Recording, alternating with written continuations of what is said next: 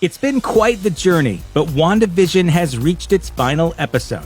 What began as a love letter to classic TV slowly transformed into a tale of confusion, betrayal, grief, and more. Here's how WandaVision wrapped up its small screen tenure and what the finale means for the MCU's future.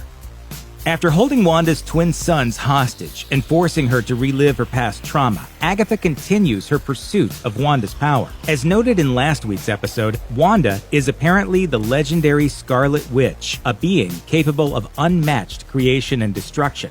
So, naturally, Agatha is prepared to go to great lengths to take Wanda's chaos magic for herself. The two battle in the series finale, using their abilities against one another. But Wanda is effectively powerless. Every time she tries to fight back against Agatha, the ancient witch absorbs the energy for herself. This leads Wanda to get crafty. Witchcrafty, if you will, sneaking up from behind and using the mind control trick she used back in her first appearance in 2015's Avengers Age of Ultron. Her illusion sends Agatha back to the day she killed off her witch coven, though the seasoned magic user quickly turns the spell around on her. In response, Wanda breaks it and takes the fight to Agatha directly, before seemingly giving up and handing over her chaos magic willingly. Her body turns dark and withered, and Agatha gains the strength she desires. But Wanda has one more trick up her sleeve. Wanda reveals that she placed runes on the interior walls of the hex, and regains the life force it seemed Agatha had drained from her.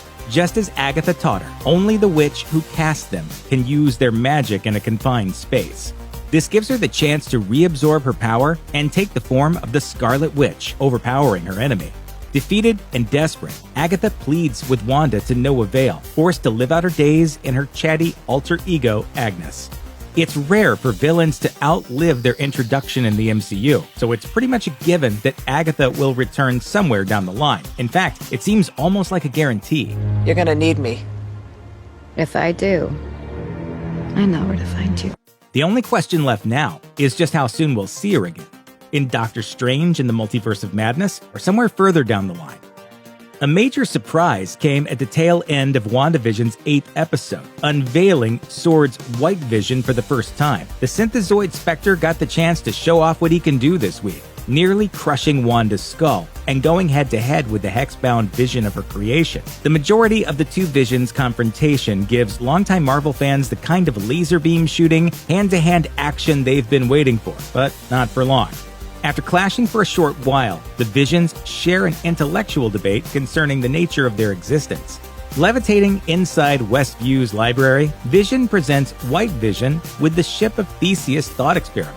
The theory asks that if the ship's rotting pieces are continually replaced over time, does the ship eventually cease to exist since its original form will eventually be depleted?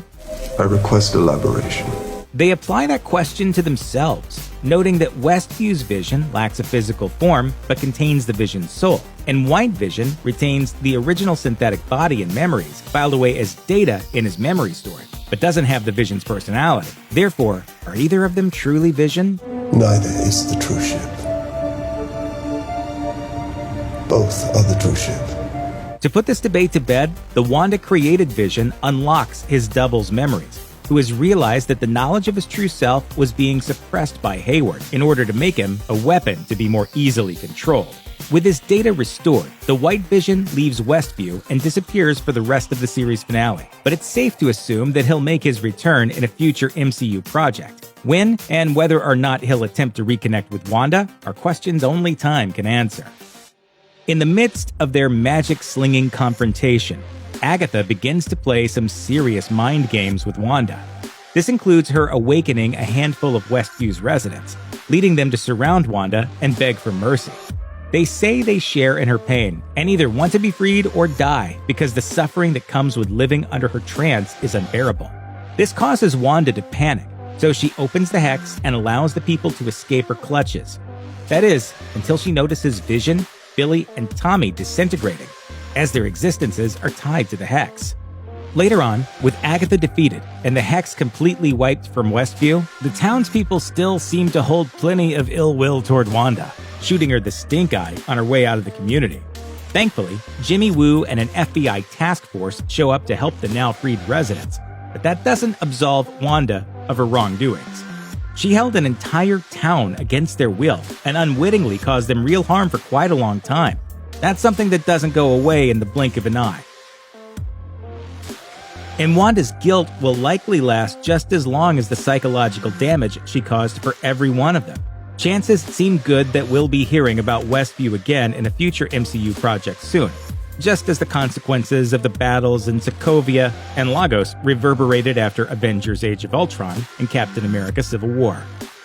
After it briefly appeared in WandaVision's 7th installment, Breaking the Fourth Wall, viewers finally got a good look at Agatha's magical book, The Darkhold. That's the Book of the Damned. The longtime witch first mentions it by name in the series finale, telling Wanda that the Darkhold contains an entire chapter devoted solely to the Scarlet Witch, a powerful sorceress who defies the usual rules of witchcraft. Agatha notes that it's Wanda's destiny to destroy the world. This moment must have piqued Wanda's interest, as she's shown reading the so-called Book of the Damned in the show's final post-credits scene.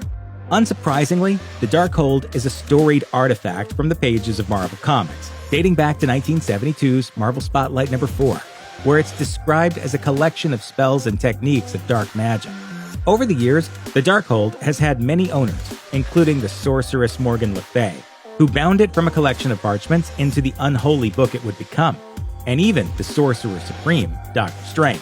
Considering both Wanda's devotion to understanding the Darkhold's knowledge and Doctor Strange's comic history as one of its previous owners, it's a safe bet that the Darkhold is coming with her when she shows up in Doctor Strange in the Multiverse of Madness. And given the fact that she hears her kids crying for help as she reads through the book in the scene's final moments, there's a pretty good chance she'll seek out the good doctor's help so she can rescue them from whatever dimension they may now be trapped within. As Marvel Comics fans may recall, Billy and Tommy are revealed to be shards of a demon's soul in 1989's Avengers West Coast number 52.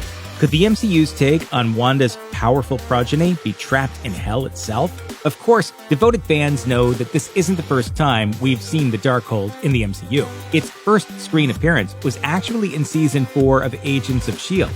There, it was established that the shape-changing book has long been a powerful artifact in the MCU, and it wound up playing a large role in the Phil Coulson-led team's dealings with the newest version of Ghost Rider, among other shenanigans. It next appeared in the late-lamented Hulu original Runaways and was wielded by the evil sorceress Morgan Le Fay. Just how the book ended up in Agatha's possession, or even if Marvel Studios will recognize its previous appearances in the now-defunct Marvel television productions, remains to be revealed. After a week away from the WandaVision spotlight, Monica Rambeau had a bit more to do in the series finale. Not only did Monica take down Agatha's fake take on Quicksilver, who's neither a recast version of the MCU Pietro, nor the X-Men version from a different universe. Instead, he's actually just some guy named Ralph Boner. Boner. But Monica also got to test out her burgeoning powers. With the Hex down, Director Hayward and his sword cronies burst on the scene. When Hayward fires his gun at Wanda's kids, Billy and Tommy, Monica steps in. She uses her phasing abilities to alter her physiology, thus stopping the bullets from hitting the twins. With the help of Darcy Lewis, Hayward is apprehended and his plan is foiled, leaving Jimmy Woo and Monica Rambeau to clean up Westview. In the first of the WandaVision finale's 2 post-credits scenes, a sword agent ushers Monica into the local movie theater to speak with her. Revealing herself to be a Skrull, the agent mentions that an old friend of Monica's mother, Maria Rambeau, sent her and wants to arrange a meeting. When asked where, the Skrull then points upward, indicating that their conversation will take place in space. Could this be a follow-up to the end credit scene from Spider-Man Far From Home, where Nick Fury is shown sitting comfortably aboard a massive, Skrull-filled spacecraft? Or is the Skrull referring to the return of Talos? Alternatively, is this a setup for Monica's inclusion in Captain Marvel 2 via a reunion with Carol Danvers? Time will tell, but it's clear that Monica's story is far from over. In keeping with the series of unending tragedies that is Wanda Maximoff's life, her perfect fictional world finally comes crashing down at the end of the WandaVision series finale. With Agatha defeated, the people of Westview freed, and S.W.O.R.D. as well as the FBI on her case, Wanda is left no other choice but to take down the Hex. Streets and shops begin returning to their natural state, and the time of day once again matches the outside world. The disintegrating Hex closes in on the family, and Wanda knows it's inevitable that Billy, Tommy, and Vision will disappear from existence. Before that happens, the family returns home after a long day of battle, begrudgingly prepared to bid one another farewell. First, Wanda and Vision tuck their twins into bed, and she thanks them for choosing her as their mother as the Hex's borders draw nearer. Wanda and Vision then enter the living room to say their final goodbyes to each other. Wanda reveals this vision exists thanks to the elements of the Mind Stone that live inside of Wanda. They embrace, with the Synthezoid predicting that, much like before, they'll meet again someday in some form. He then disappears, leaving Wanda alone once again on the plot of land where they once planned to build their home. On paper, WandaVision is a tough sell. It's about a powerful witch who crafts a fake reality to avoid properly grieving the loss of her true love, who was previously killed twice several movies ago. Couple that with Wanda and Vision's superpowered children, the recast Pietro Maximoff, the people Wanda took hostage, Agatha's whole deal in general, S.W.O.R.D's status as mostly good guys but also partially bad guys, and the weird factor only increases. Even still, the cast and crew involved managed to turn this risky premise into something truly special. WandaVision made fans laugh, cry, and everything in between, and is sure to spark conversation and debate for a good long time to come. If this is the level of quality viewers can expect from Marvel Studios' Disney Plus offerings, then the MCU's future is very bright indeed.